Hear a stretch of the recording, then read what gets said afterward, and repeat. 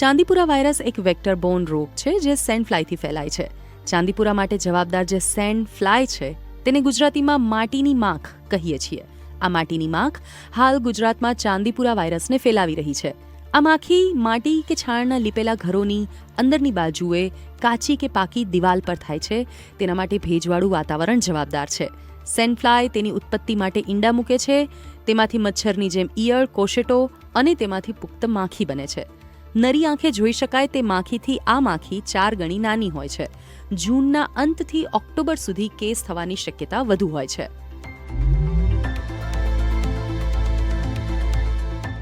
કે ચાંદીપુરા વાયરસ એ માટીની માખી તેમજ મચ્છરના કારણે ફેલાય છે. આ માટીની માખી લીપણવાળા ઘરોમાં કે માટીના ઘરોમાં પડતી તિરાડોમાં જોવા મળતી હોય છે. જો આસપાસ માટી અને ગંદકીવાળો વિસ્તાર હોય તો સિમેન્ટના પાકા મકાનોની તિરાડોમાં પણ આ માટીની માખીનો ઉપદ્રવ જોવા મળે છે. ઓછા ઉજાસવાળો કે અંધારો કે જ્યાં સૂર્યપ્રકાશ ઓછો હોય તેવા રૂમમાં પણ સેન્ડ ફ્લાયનું બ્રીડિંગ જોવા મળતું હોય છે.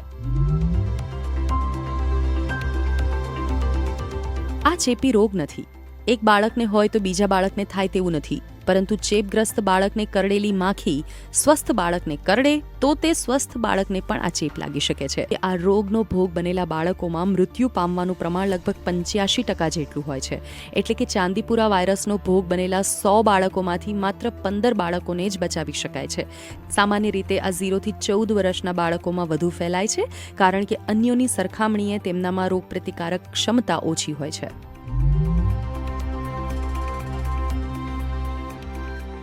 સામાન્ય રીતે રોગના લક્ષણો વધુ પડતો તાવ, ઝાડા, ઉલટી, ખેંચ આવવી, અનિદ્રા, અર્ધબેભાન અવસ્થા, અમુક કલાકોમાં બાળક કોમામાં પણ સરી શકે છે અને તેમની ચામડી ઉપર ઉપસેલા ચિહ્નો પણ લક્ષણોમાં સામેલ છે.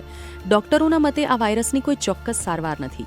બસ લક્ષણો આધારિત સારવાર કરવામાં આવે છે અને આ રોગની કોઈ ચોક્કસ રસી પણ હજુ સુધી શોધાઈ નથી.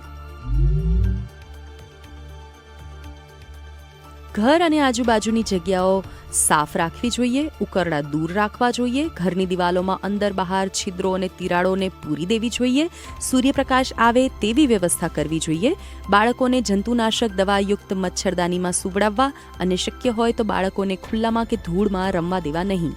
પાણી ભરાઈ ન રહે તે સુનિશ્ચિત કરવું જોઈએ. મચ્છર માખીનો ઉપદ્રવ ન થાય તેનું ધ્યાન રાખવું જોઈએ અને આગળ જણાવેલા લક્ષણો દેખાય તે તરત ડોક્ટરની મુલાકાત કરવી.